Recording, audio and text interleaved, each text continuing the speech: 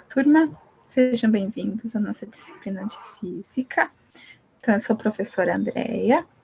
Vamos lá, então, para a nossa primeira aula. Eu vou entrar no material de apoio, que é o material que vocês têm ali no portal de vocês no Moodle, e vou compartilhar a tela com vocês.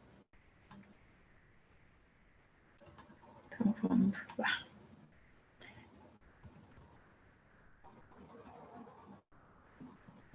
A gente vai começar com densidade, ó. Então, a densidade determina a concentração de matéria num determinado volume.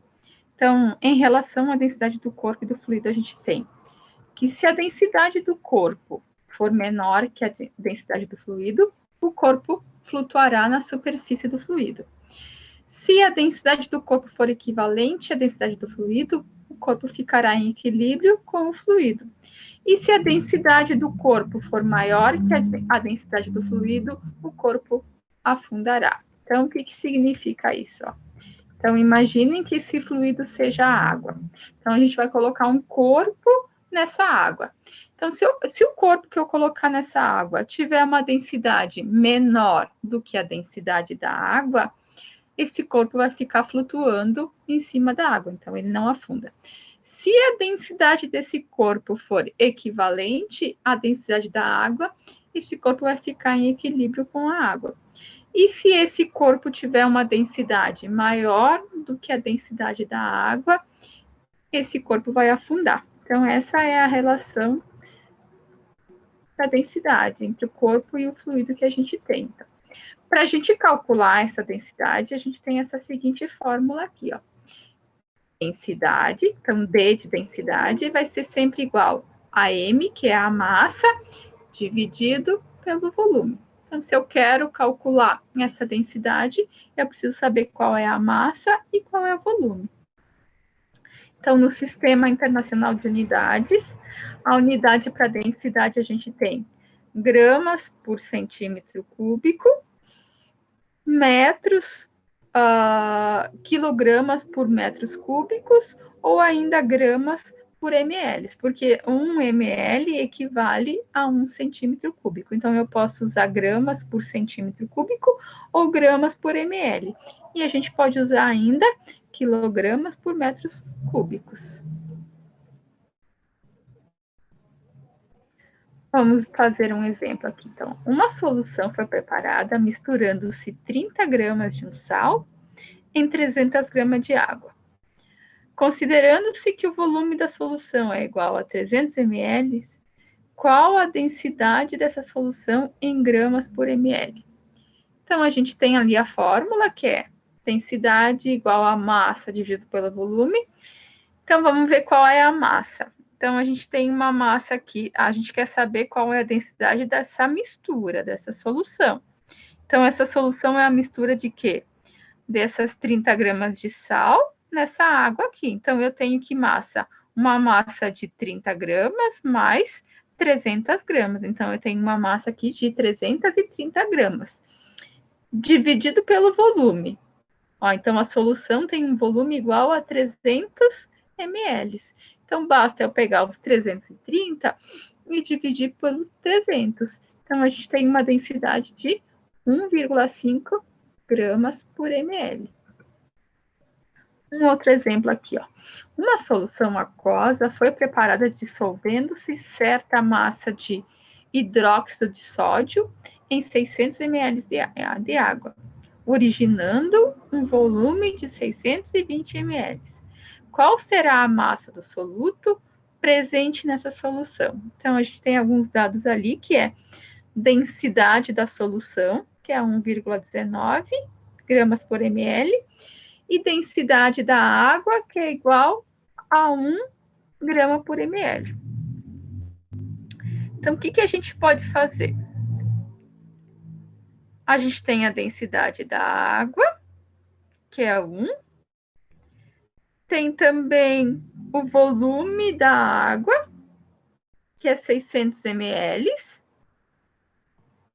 A gente pode descobrir qual é a massa da água, porque daí a gente consegue descobrir o resto, ó. Então, vamos lá. Então, substituindo, eu tenho densidade da água igual a 1, então vou substituir A gente está só vendo da água agora. Então, ó, densidade da água igual a 1, então eu vou substituir o D por 1, igual a massa da água que a gente quer descobrir, dividido pelo volume da água, que a gente tem um volume de água aqui que é de 600 ml. Então, esse 600 está aqui dividindo, vou passar ele para o outro lado multiplicando. Então, a massa da água vai ser igual a 600 ml, 600 gramas, ó. Porque, ó, se eu passar aqui, ó, 600 vezes 1 vai dar 600. Então, a gente tem uma massa igual a 600 gramas. Então, a gente descobriu qual é a massa da água. Agora, a gente vai... O que a gente quer saber? Qual será a massa do soluto? A gente tem agora qual é a densidade da solução, que é o quê? 1,19. Então, a gente tem aqui, ó, densidade da solução igual a 1,19, que é igual ao quê, ó? Então, o que é essa solução? É a água mais o soluto, né? Então, eu sei que essa solução é a mistura dessa água mais desse soluto ali. Então, ó, qual vai ser a massa dessa solução? Vai ser a massa da água, que a gente descobriu que é 600, mais a massa do soluto, dividido pelo volume da solução. A gente tem aqui, ó, que a solução deu origem a um volume de 620 ml. Então, a gente sabe que o volume da solução é 620. Então, a gente ficou com o quê? 1,19 igual a massa, que é 600, massa da água mais a massa do soluto, dividido pelo volume, que é 620. O que a gente vai fazer? Vai passar esse 620 para o outro lado, multiplicando. Se ele está dividindo, vai passar o inverso, que é multiplicando. Se eu fizer 1,19 vezes 620, vai dar 737,80. Igual ao quê? A massa da água, que é 600, mais a massa do soluto. O que eu vou fazer com esses 600 que está aqui somando? Ó? Então, eu vou passar ele para o outro lado, diminuindo, ó, subtraindo. Então, vai ficar o quê? A massa do soluto? 737,80 menos os 600. Então, a massa do soluto vai ser igual a quê? 137,80. A gente conseguiu descobrir qual é a massa do soluto. Então, vamos lá para a pressão. Então, pressão é uma grandeza escalar definida como o módulo da força aplicada dividida por unidades de área.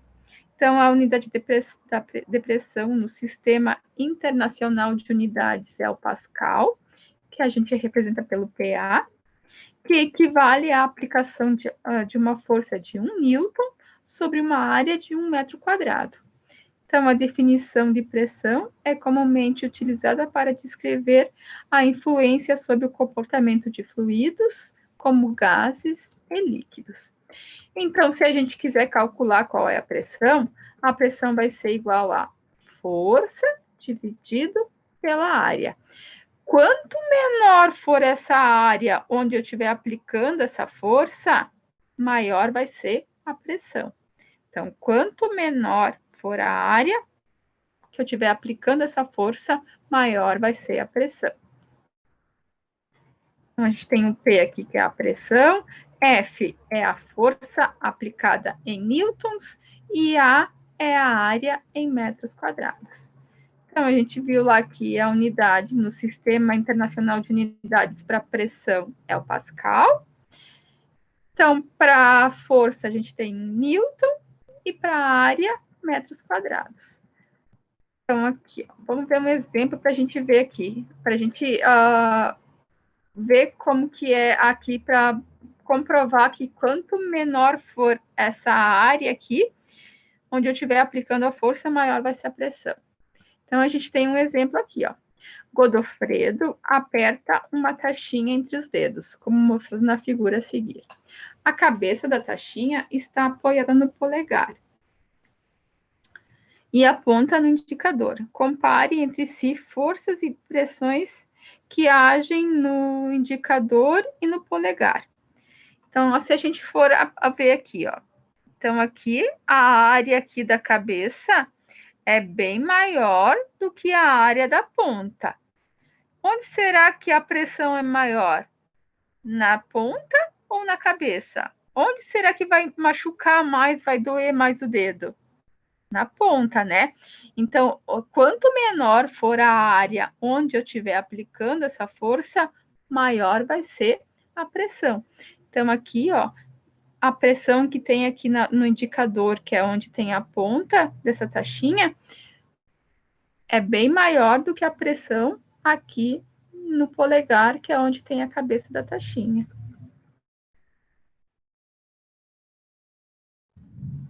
Vamos ver um exemplo. Ó. Então, calcule a pressão exercida pelos pés de uma mulher de massa igual a 60 quilogramas. Então, como que a gente calcula a pressão? Pressão é igual a força dividido pela área. Então, no A, a gente tem aqui, ó, considere que a mulher encontra-se em pé e que a área total dos seus pés seja de 120 centímetros quadrados. Então, se a gente for transformar aqui, eu sei que 1 metro quadrado equivale a 10 mil centímetros quadrados. Então, para mim transformar isso, eu vou ter que pegar esse 120 aqui e dividir por 10 mil. Então, eu vou transformar de centímetros quadrados para metros quadrados. Então, eu sei que essa área aqui, que é de 120 centímetros quadrados, equivale a 0,012 metros quadrados. E a gente vai ter que calcular a força-peso dessa mulher aqui, ó. Então, se ela tem uma massa de 60 quilogramas, para a gente calcular o peso é o quê? A massa vezes a aceleração da gravidade. Então, a aceleração da gravidade aqui na Terra é de 9,8. Então, eu vou ter um peso igual ao quê? 60, que é a massa da pessoa, vezes 9,8, que é a aceleração da gravidade. Isso vai dar uma força de 588 newtons. Então, se eu for calcular aqui, a pressão vai ficar o quê? A força, 588, dividido por 0,012, vai dar 49 mil pascal. Então, a pressão exercida ali pelos pés da mulher vai ser de 49 mil pascal.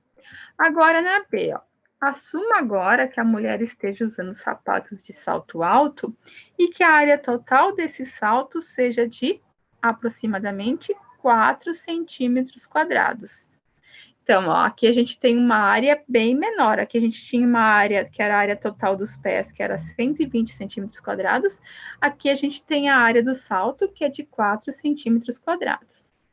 Então, a força-peso a gente tem a mesma, que é a mesma pessoa, 588.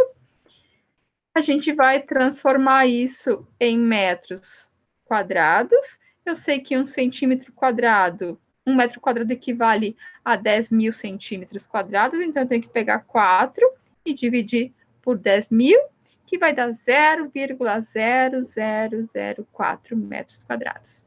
Para calcular a pressão, vai ser o quê? 588, que é a força-peso, dividido pela área, que vai dar aqui 1.470.000 pascal. Então, uma pressão muito, muito maior do que a pressão aqui exercida pelos pés da mulher. Então, a gente consegue observar aqui que quanto menor for a área onde estiver aplicando a força, maior vai ser a pressão. Então, o que é pressão atmosférica? Então, pressão atmosférica é a pressão exercida pela coluna de gases atmosféricos presentes acima de nós durante todo o tempo. Então, a atmosfera terrestre é composta por gases leves, como nitrogênio, oxigênio, o gás carbônico, por isso apresenta uma densidade relativamente baixa. Ao nível do mar, sua densidade é de aproximadamente 1,2 kg por metro cúbico. À medida que nos encontramos mais altos em relação ao nível do mar, a densidade atmosférica tende a cair e seus gases tornam-se cada vez mais rarefeitos, até uma fronteira de centenas de quilômetros, quando se inicia o vácuo espacial. Então, ao nível do... Vamos aqui. Então, quanto mais a gente subir, menor vai ser essa pressão atmosférica.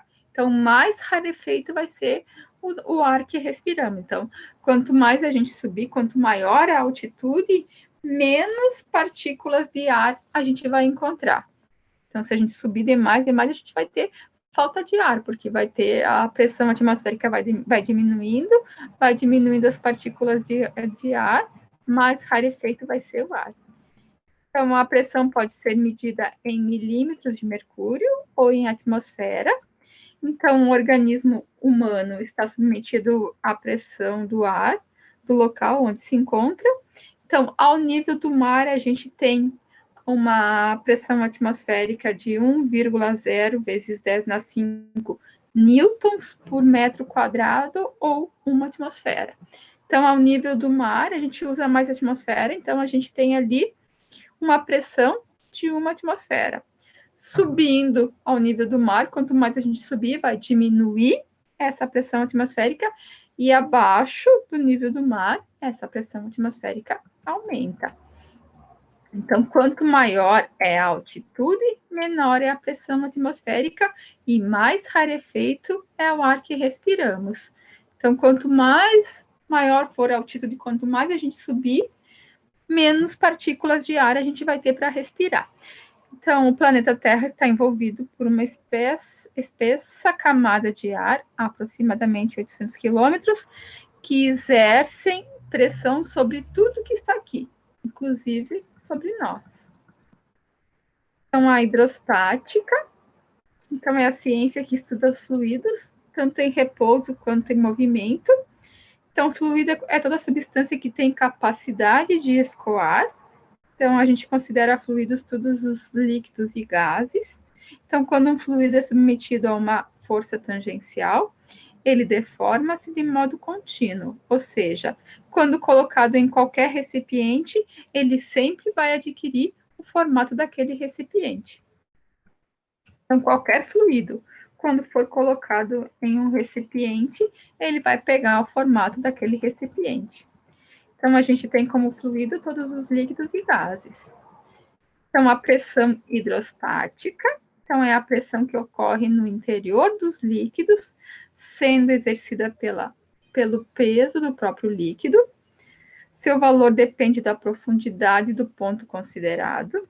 Então, desta forma, em diferentes pontos dentro de um mesmo líquido, a pressão hidrostática terá maior intensidade nos pontos de maior profundidade. Então, quanto mais profundo for, maior vai ser essa pressão. Ou seja, a pressão hidrostática não depende do formato do recipiente, apenas da densidade do fluido, da altura do ponto onde a pressão é exercida e da aceleração da gravidade.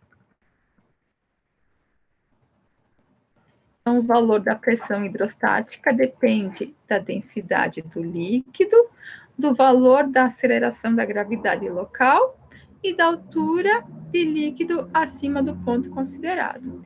Então, a gente tem a fórmula ali para calcular essa pressão hidrostática.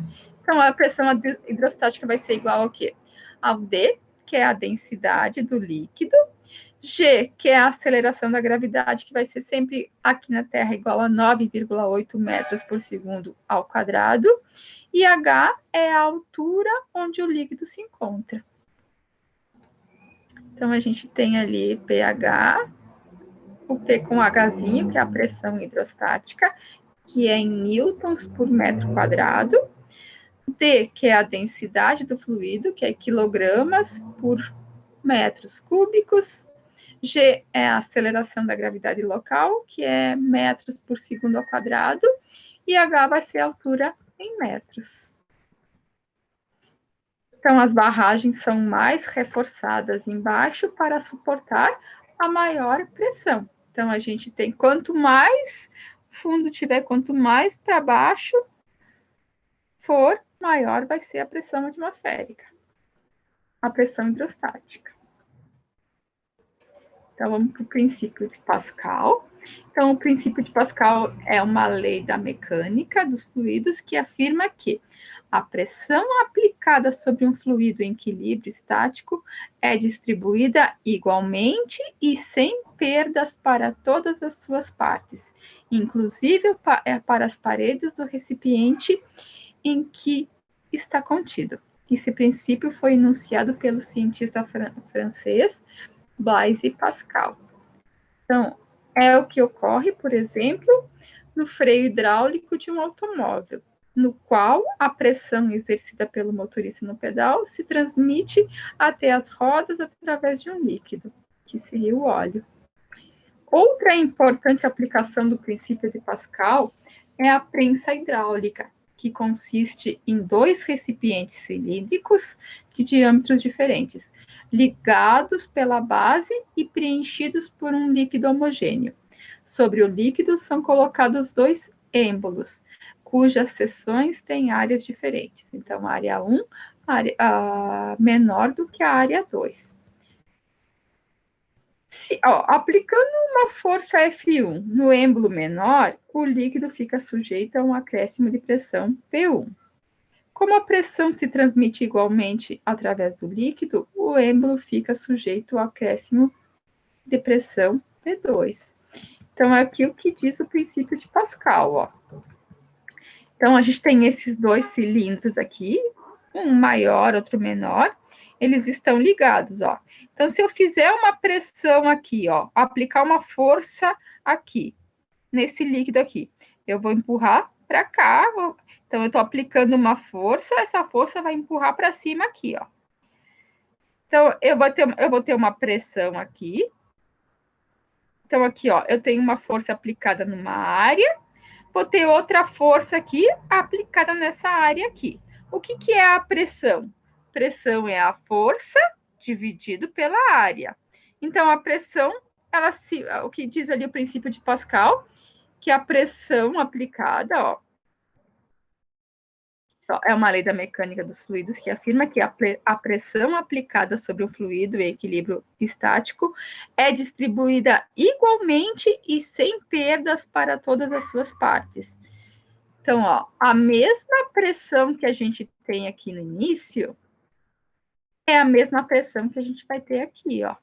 Então, a força aplicada aqui, dividido pela área que eu tenho aqui, vai ser igual a força aplicada aqui, dividido por essa área aqui.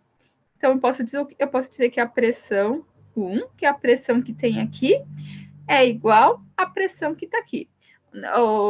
A definição do princípio de Pascal diz isso, que a pressão exercida aqui é a mesma pressão exercida no segundo cilindro. Então, se eu afirmo que as pressões são iguais, eu posso dizer que a força aplicada aqui, dividido pela área aqui, é igual à força aplicada aqui, dividido pela área que está aqui. A gente tem um exemplo aqui, ó. Considere que, no esquema mostrado abaixo, a área do pistão 1 seja igual a 10 centímetros quadrados e do pistão 2 seja igual a 25 centímetros quadrados. Se uma força de 45 newtons for aplicada ao pistão 1, espera-se que sobre o pistão 2 atue uma força de igual intensidade. Então, o que diz o princípio de Pascal? Que a pressão aqui no primeiro tem que ser igual à pressão aqui no segundo, ó, porque eles estão interligados, ó. E o que é a pressão? Pressão é a força aplicada dividido pela área. Então, eu tenho uma força aqui aplicada F1 sobre a área 1, que tem que ser igual ao quê? A força aplicada para cima aqui, que é a força 2, dividido pela área 2. Então, o que a gente conhece aqui? Conhece que a área 1 é igual a 10 centímetros quadrados e que a força aplicada é 45 newtons. Então, eu tenho 45 newtons, que é a força, a força 1, dividido pela área, que é 10. Igual, a gente quer descobrir qual é a força 2. A gente sabe que a área 2 é de 25 centímetros quadrados. Então, a gente vai ter o quê? que 45 dividido por 10 tem que ser igual a força 2 dividido por 25. Então, o que a gente vai ter? Ó? Que F2 vai ser o quê? Então, o 25 está aqui dividindo, vai passar para o outro lado, multiplicando. Vai ficar o quê? 45 vezes 25 dividido por 10, igual a força 2. Se eu pegar e multiplicar 45 por 25, vai dar 1.125. Dividido por 10, vai dar 112,5. Então, a gente conseguiu descobrir que a força aplicada aqui no segundo pistão aqui é de 112,5 newtons. Como que eu consigo fazer? Como que eu consigo descobrir isso? Porque eu sei que a pressão aqui exercida no primeiro tem que ser igual à pressão exercida no segundo. Se as pressões são iguais, eu sei que a força 1 dividida pela área 1 tem que ser igual à força 2 dividido pela área 2.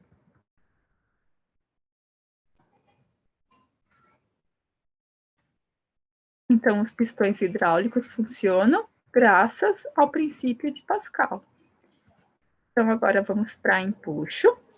Então, parece ser estranha tal sensação, mas já percebeu que enquanto retiramos algo de dentro de uma vasilhame cheio de água, ou até mesmo quando estamos brincando dentro de uma piscina, temos a incrível sensação de que o que está mergulhado na água está mais leve. Então, isso não é mágica. Tal fato ocorre devido à ação de uma força vertical dirigida para cima. Esta força a gente chama de empuxo. Todo mundo já teve a sensação de tentar empurrar alguma coisa dentro da água e fica difícil de empurrar. Por quê? Porque a força-peso, se eu coloco um objeto na água, a força-peso que puxa esse objeto para baixo tem uma força contrária que empurra esse objeto para cima. Essa força contrária que empurra o objeto para cima que a gente chama de empuxo.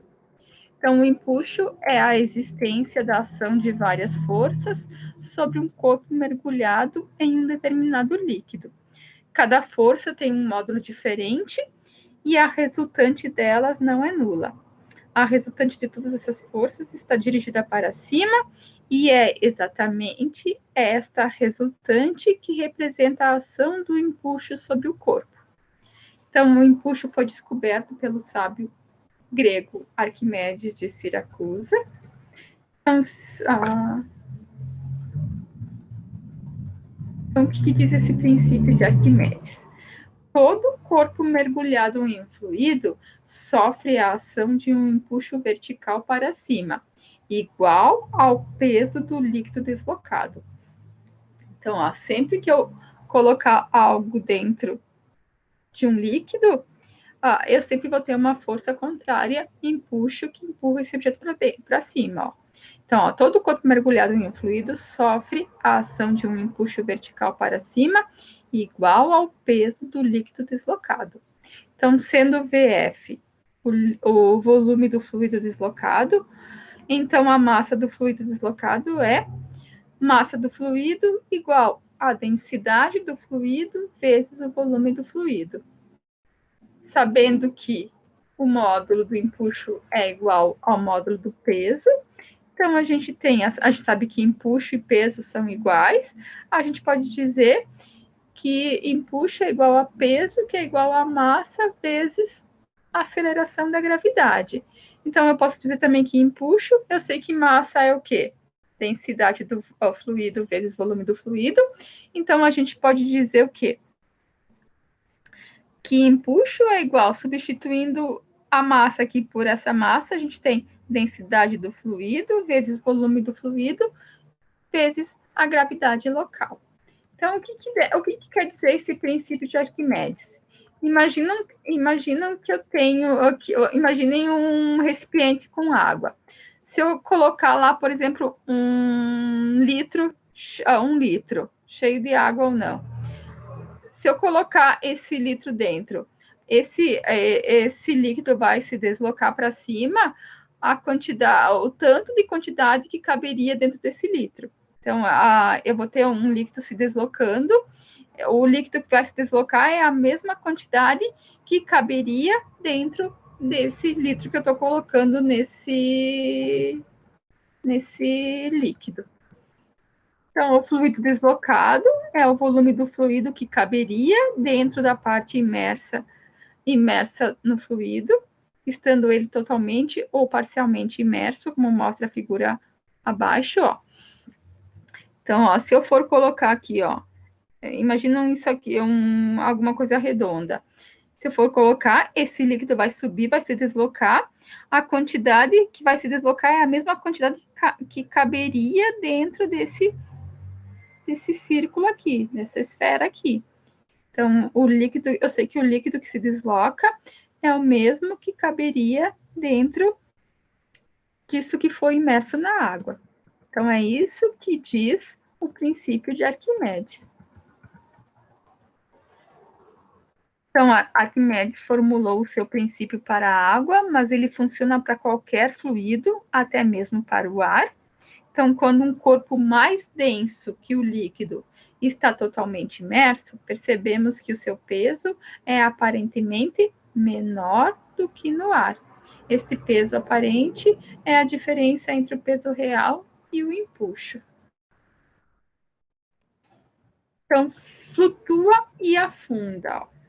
Então, o objeto irá afundar se a força-peso for maior do que a força de empuxo. Então, se eu for colocar um objeto na água, esse objeto vai aplicar uma força-peso para o fundo, né? Se a força de empuxo for maior que essa força de peso, se a força de empuxo for menor, for maior que a força, se a força peso for maior do que a força de empuxo, então se a força peso que vai puxar esse objeto for maior do que a força de empuxo, esse objeto vai afundar, vai lá para o fundo da água. Agora, se a força peso for menor do que a força de empuxo, essa força que empurra o objeto para cima, esse objeto vai flutuar. E se a força peso e a força de empuxo forem equivalentes, ele vai ficar em equilíbrio. Então, como é que funcionam os submarinos? Ó? Então, o submarino flutua porque seu peso é menor do que o empuxo que recebe da água do mar. Para submergir, o navio deve ganhar uma flutuação negativa, aumentando seu próprio peso ou diminuindo o deslocamento de água. Para controlar seu peso, os submarinos são equipados com tanques lastro, o qual pode ser preenchido com água durante a submersão ou completamente preenchidos com ar pressurizado para vir à tona. Então, o que acontece? Então, lá o submarino está flutuando. Se ele quer ir para o fundo da água, o que eles fazem?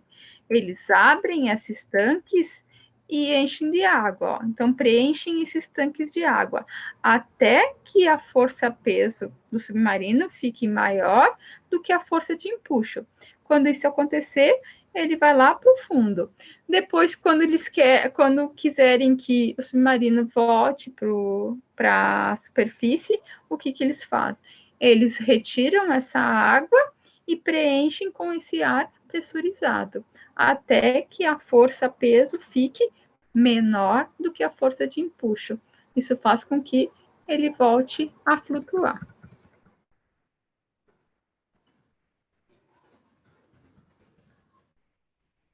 Exercício: determine o empuxo que atua sobre um corpo de volume 1 metro cúbico, totalmente imerso em um fluido de densidade igual a 0,5 gramas por centímetro cúbico, em um local onde a gravidade é 9,8 metros por segundo ao quadrado. Então, a gente quer saber qual é o empuxo. Ó. Então, a gente viu ali que empuxo é o quê? Empuxo pode ser densidade do fluido, vezes volume do fluido, vezes gravidade local. Então, a gente tem um volume ali que é de 1 metro cúbico, tem a densidade, que é de 0,5 gramas por centímetros cúbicos. Então, se eu for transformar, eu sei que 1.000 quilogramas por metro cúbico equivale a 1 grama por centímetro cúbico. Então, se eu for transformar 0,5 gramas por centímetro cúbico em quilogramas por metro cúbico, isso equivale a 500 quilogramas por metro cúbico. Então, a gente vai substituir aqui, 500, que é a densidade que a gente tem, vezes o volume, que é 1, vezes a aceleração da gravidade, que é 9,8, vai dar um empuxo de 4.900 newtons. Então, devido à crise hídrica que se instalou na cidade de São Paulo, um estudante, após a aula de hidrostática, resolveu colocar uma garrafa de 1 litro, cheia de água, no interior da caixa acoplada de descarga. Essa medida gerou uma economia de água no final de um período. Essa ideia colocada em prática foi baseada no quê? Princípio de Stevin, princípio de Arquimedes, princípio de Pascal, o princípio dos vasos comunicantes. A gente viu lá que é o princípio de Arquimedes, né? O que aconteceu ele colocando esse litro, essa garrafa de 1 litro? Isso fez com que o líquido lá da caixa se deslocasse 1 litro para cima. Então, toda vez que puxava a descarga para encher aquela caixa, ia 1 litro de água a menos. Isso fez com que tivesse uma economia na água. Então, a gente vai entrar agora em ótica. Então, a ótica é a parte da física responsável pelo estudo da luz e dos fenômenos associados à luz. Como a luz apresenta comportamento dual, então, podendo ser considerada como uma onda ou como uma partícula, os estudos dela se dividem em 2 partes. Então, a ótica física, que é a que estuda a física como uma onda, que estuda a luz como uma onda, e a ótica geométrica, que é quando a luz é considerada uma partícula e seus estudos são feitos a partir do conceito de raios de luz, transferindo um modelo geométrico para a luz.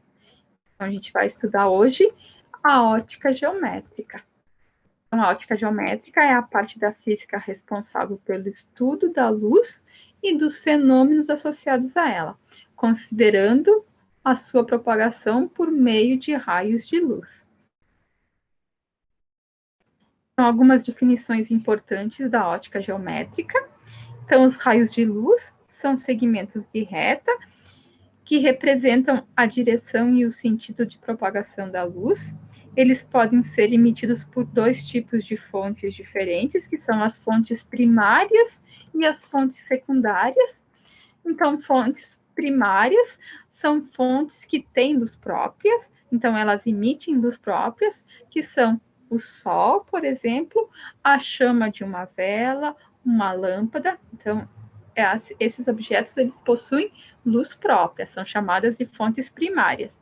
E fontes secundárias são fontes que não têm luz própria, que refletem a luz que recebem de uma fonte primária. Então, a gente só consegue enxergar elas porque elas recebem luz de uma fonte primária e refletem essa luz.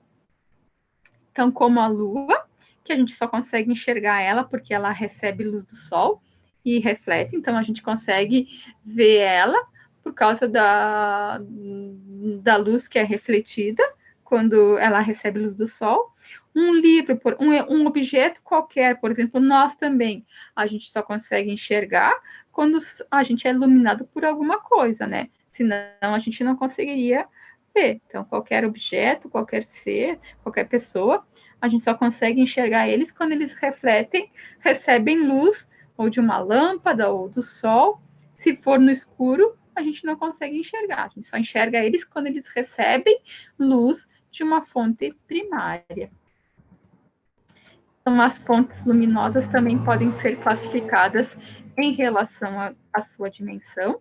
Elas podem ser fontes extensas ou fontes pontuais. Então, extensas quando possuem dimensões consideráveis, se comparadas às dimensões do objeto a ser iluminado. Então, por exemplo, uma lâmpada acesa perto de um livro. Então, ó, se eu for comparar a fonte com um objeto que ela está iluminando, eu tenho dimensões comparadas, não tem uma diferença muito grande, não tem dimensões muito diferentes, não tem um muito maior que o outro.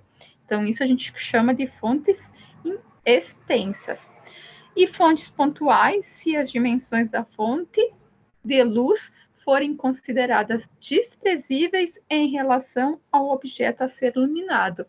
Por exemplo, uma pequena lâmpada num estádio de futebol. Então, eu tenho lá um pontinho num campo gigante, né? Então, se a gente for comparar a fonte com o que ela está iluminando, as dimensões são muito grandes, então são consideráveis. Eu tenho uma fonte muito pequena, um ponto de luz lá, iluminando um campo gigante. Isso a gente chama de fonte pontual. Um conjunto de raios de luz constitui um feixe de luz. A luz emitida por uma fonte pontual propaga-se em todas as direções, sendo assim, ela é denominada de feixe divergente de raios de luz. Então, imaginem lá uma lâmpada dentro de casa, por exemplo, ou aquela lâmpada do campo de futebol. Então, ela emite luz em todas as direções. Então, ela é chamada, esse tipo de luz que emite para todas as direções, a gente chama de feixe divergente de raios de luz. E quando os raios são paralelos, como que é o caso da luz emitida por uma lanterna, dizemos que o feixe de luz é convergente. Então, é convergente da lanterna, por exemplo, ele só vai iluminar a parte lá onde estiver direcionada. Atrás dela, por exemplo, dos lados, não vai iluminar. Então, a gente chama isso de luz convergente. A gente tem um exemplo aqui de lanterna. Ó. O feixe de luz emitido pela lanterna possui raios de luz paralelos, ou seja, é convergente. Então, eu só vou enxergar os raios de luz na direção que ele estiver iluminando. Eu não tenho luz em todas as partes. Princípios da ótica geométrica. Então, existem 3 princípios adotados pela ótica geométrica. Então, o primeiro é chamado de princípio da propagação retilínea da luz, que é o quê? Em meios homogêneos e transparentes, a luz se propaga sempre em linha reta. Esse princípio explica vários fenômenos, como a semelhança geométrica entre a sombra e o objeto que a produz, além da formação da penumbra e dos eclipses. Então, a gente dá para perceber que ela se propaga em linha reta, porque quando qualquer obstáculo que tiver, atrás dela vai formar sempre uma sombra.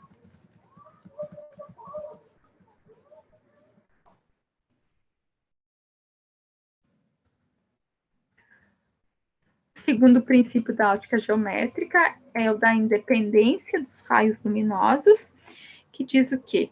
Que quando 2 ou mais feixes de luz se cruzam, um não altera a propagação do outro. Então, a gente tem aqui 2 feixes de luz, a gente pode observar aqui, ó.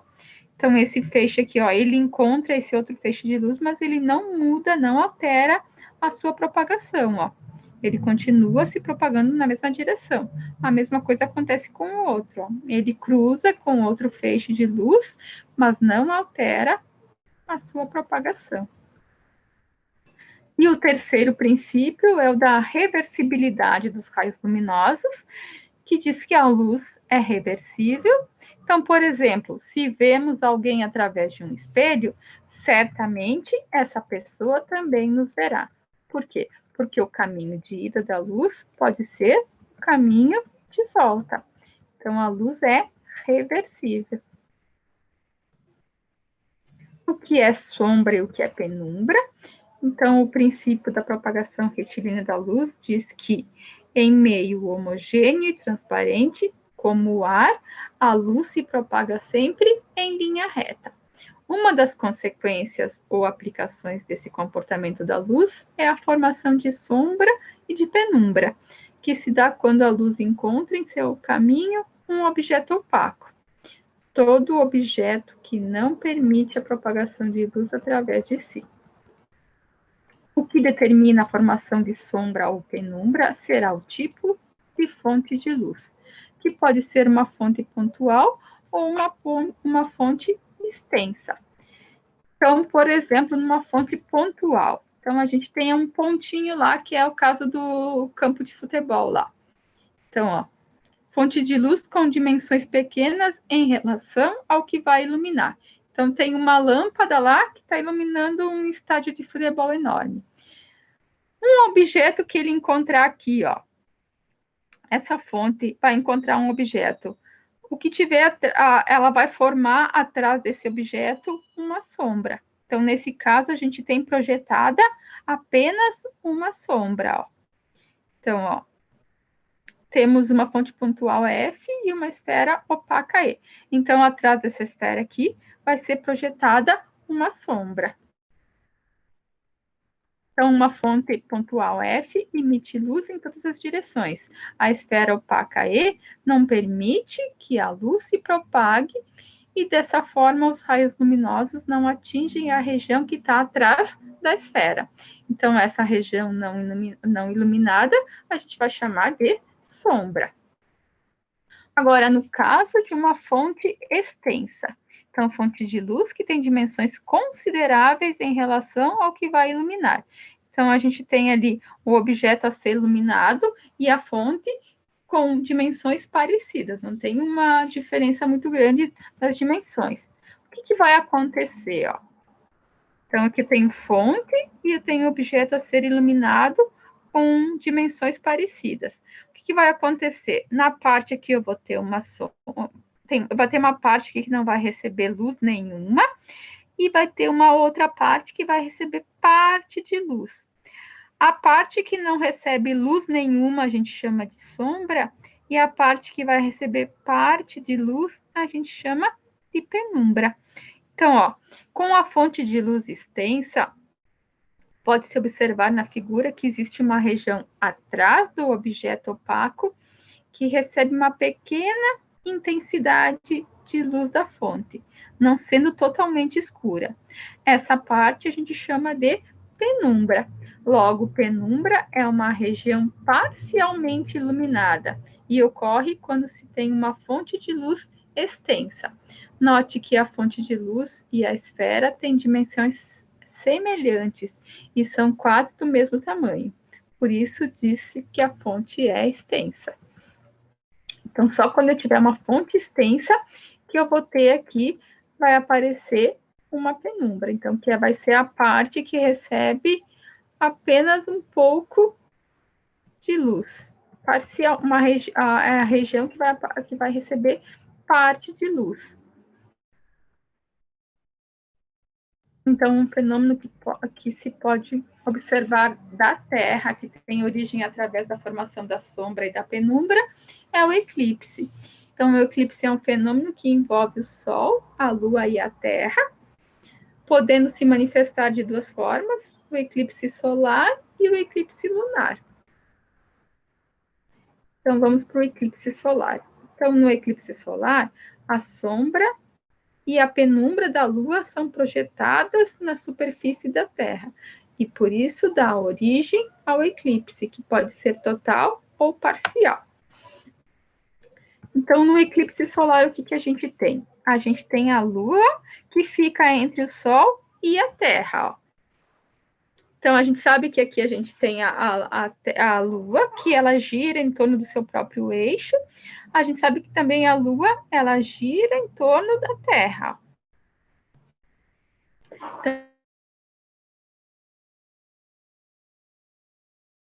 Então, vai chegar um ponto que a Lua e a Terra. Quando acontecer isso, que ficar alinhados, ó, eu vou ter uma parte aqui da Terra. Quem estiver localizado nessa parte da Terra aqui, não recebe parte nenhuma de luz.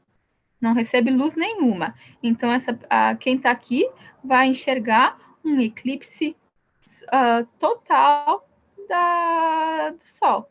Então, um eclipse total. E quem tiver nessas partes que recebe parcialmente luz, um pouquinho de luz, vai enxergar um eclipse parcial. Então, quem ficar aqui na sombra da Lua, a gente tem um eclipse total. Quem ficar na penumbra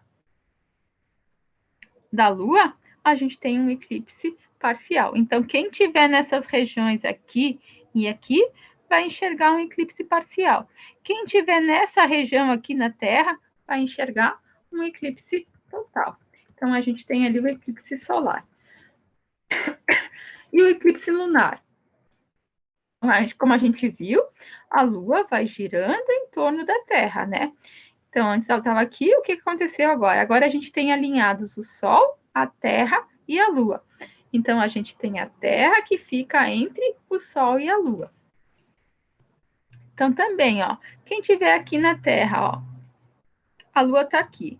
Ó, quando a Lua estiver nessa parte aqui que não recebe luz nenhuma, que a Terra fica entre, então, quando estiver nessa parte aqui, a gente tem um eclipse. Então, quem estiver aqui vai enxergar um eclipse total. Então, ó, quando a Lua estiver nessa região aqui, a gente tem um eclipse total da Lua. Então, ou seja, a Lua está na sombra da Terra.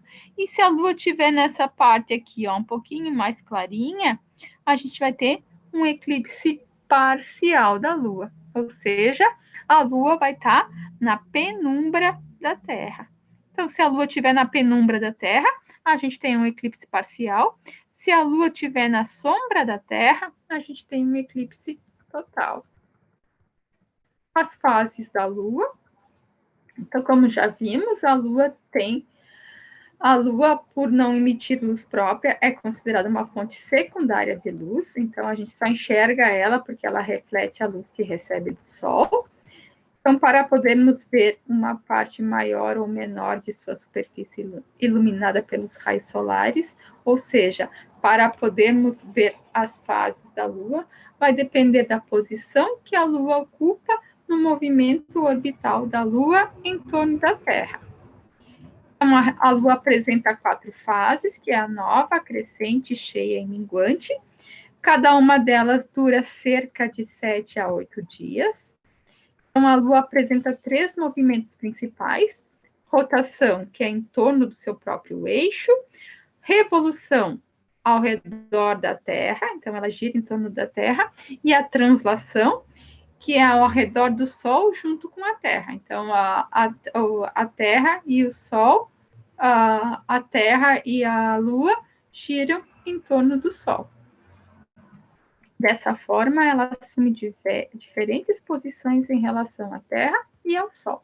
Isso faz com que sua parte iluminada seja vista de diferentes formas ao longo de um ciclo lunar. Então, a gente tem aqui, ó. Então, a gente tem o Sol aqui, e tem a Terra, e tem a Lua, ó. Então, quando a gente sabe que a Lua vai girando em torno da Terra. Quando a Lua estiver aqui, ó, por exemplo, quem está na Terra não enxerga nada, ó, porque ela bate aqui e quem está aqui vai ficar na sombra da Lua, ó. Então, nesse caso, a gente tem Lua nova, então a gente não enxerga a Lua. Agora, quem está na Terra, ó, a Lua está aqui. Quem na Terra aqui, quem está na Terra consegue ver essa parte iluminada aqui da Lua, que é o quarto minguante. Agora, quando a Lua está aqui, ó, o Sol bate aqui, então quem está na Terra consegue enxergar toda essa parte aqui. A gente tem, nesse caso, a Lua cheia. Aqui embaixo, de novo, ó, quem está na Terra só consegue enxergar uma parte dela aqui, ó. Então, a gente tem o quarto crescente ou lua crescente, ó. Então, depende da posição que a lua se encontra. A gente tem a lua cheia, lua nova, minguante e lua crescente, ó. Quando ela estiver entre aqui, ó, quem estiver na Terra só vai enxergar a sombra dela aqui. Então, a gente tem lua nova. Quando ela estiver aqui, então ela é toda iluminada. Então, a gente tem aqui lua cheia.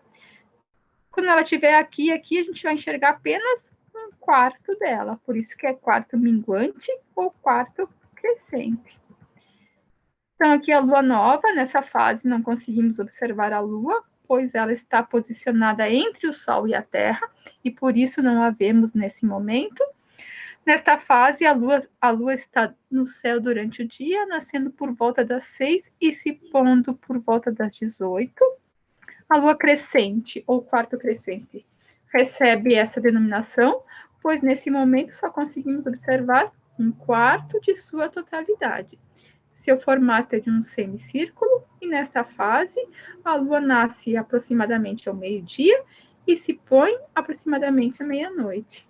A lua cheia, então na fase da lua cheia, a Terra está entre o Sol e a Lua, e, portanto, conseguimos observar a totalidade do satélite iluminado, integralmente pelo Sol. Nesta fase, a Lua nasce aproximadamente às 18 e se põe aproximadamente às 6 horas do dia seguinte. E a Lua minguante, o quarto minguante, é o último estágio das fases da Lua. Nesse período, ela encontra-se no formato de um semicírculo e, assim, novamente, conseguimos observar um quarto de sua totalidade no sentido oposto da fase crescente. Nessa fase, a Lua nasce aproximadamente a meio-dia e se põe aproximadamente